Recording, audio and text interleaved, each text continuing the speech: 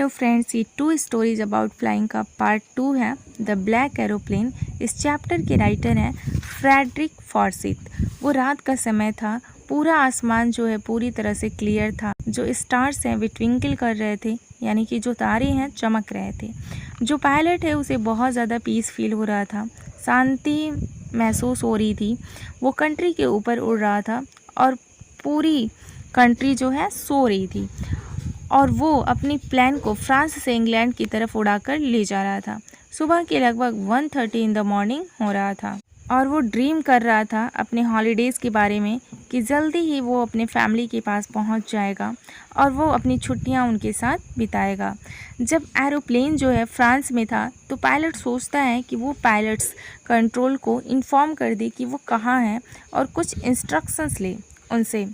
उसी टाइम जो Paris city से लाइट आ रही थी वो उन्हें देख पा रहा था, तो वो इन्फॉर्म करता है कंट्रोल एजेंसी को, वो उसे रिप्लाई करे for the instructions they directions को लेकर। तो कंट्रोल रूम पायलट जो है वो उसे इंस्ट्रक्ट करता है कि उसे 12 डिग्री टूवर्ड द वेस्ट मुड़ जाना चाहिए। तो इंस्ट्रक्शंस मिलने के बाद वो उसे फॉलो करता है और वो अपना लास्ट फ्यूल टैंक जो है उसे यूज करने लगता है। तो ऑल दिस टाइम वो अपने फैमिली के बारे में ड्रीम कर रहा था कि जल्दी ही वो अपने फैमिली के पास अपने डेस्टिनेशन पॉइंट पर पहुंच जाएगा और वो उनके साथ एक अच्छा सा ब्रेकफास्ट करेगा। और वो बहुत ज़्यादा काम था क्योंकि सारी चीज़ें जो थी वो प्लान के मुताबिक हो रही थी। नाउ जो प्लेन है वो पेरिस को क्रॉस कर रही थी। जब वो पेरिस को क्रॉस कर रहा था तो वो अपने सामने बादल देखता है। जो क्लाउड्स थे वो आसमान में दिखाई देते हैं। तो क्लाउड्स का आसमान में देखना या होना बहुत ज़्यादा अनसेफ होता है और वो वहाँ पे स्टॉर्म्स आने के चांसेस ऐसा लग रहा था।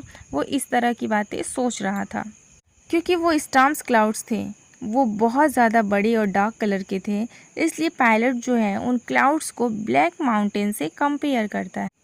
वो जानता था कि वो उन क्लाउड्स से पास नहीं कर सकता, वो मतलब क्लाउड्स के अंदर से नहीं जा सकता और उनके ऊपर से जाना इम्पॉसिबल था क्योंकि उसके पास बहुत ही कम फ्यूल बचा था, क्योंकि वो अपना लास्ट फ्यूल टैंक जो है उसे यूज कर रहा था।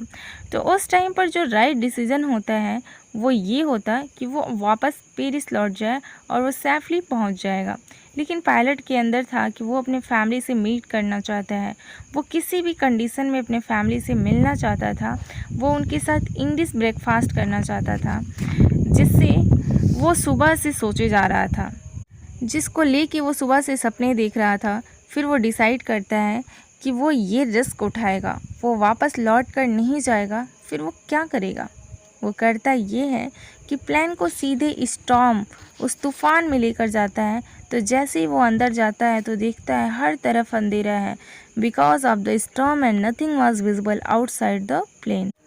और जो कंट्रोल रूम से अपना जो कनेक्शन है वो उसे खोने लगता है। तो उसका जो कंट्रोल रूम से कनेक्शन है वो भी एग्जॉस्ट हो जाता है, ख़त्म हो जाता है। जो कंपास है, बाकी इंस्ट्रूमेंट्स हैं वो भी काम करना बंद कर देते हैं because of the bad weather.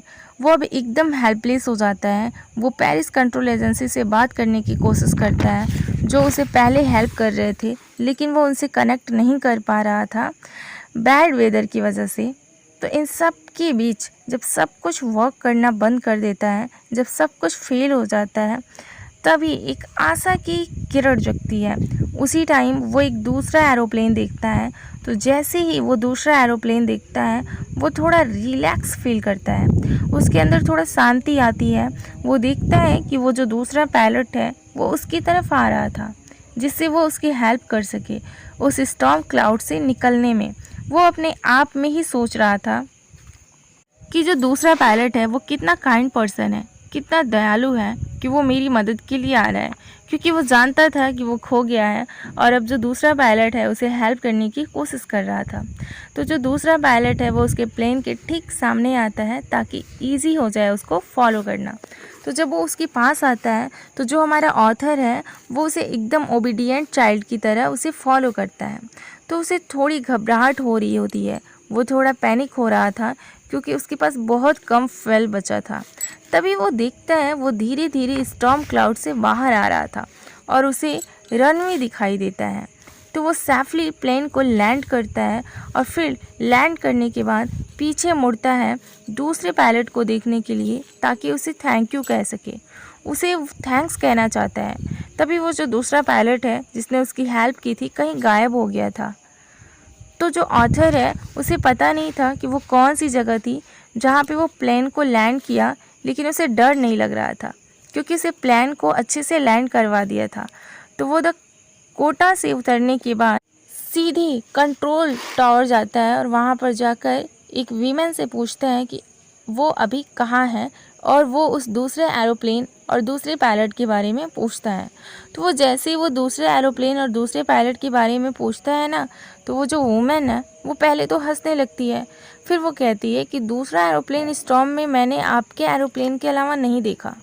फिर जो आचार्य है वो सोचता है कि आखिर वो कौन था जिसने उसकी हेल्प की, वो भी बिना कंपास के, बिना रेडियो के और कम फ्यूल में उसे सेफली प्लेन को लैंड करने में। आखिर वो बिना लाइट्स वाले प्लेन में बैठा पायलट कौन था? तो इसी क्वेश्चंस के साथ ये स्टोरी का पार्ट 2 यहीं पे द एंड हो जाता है।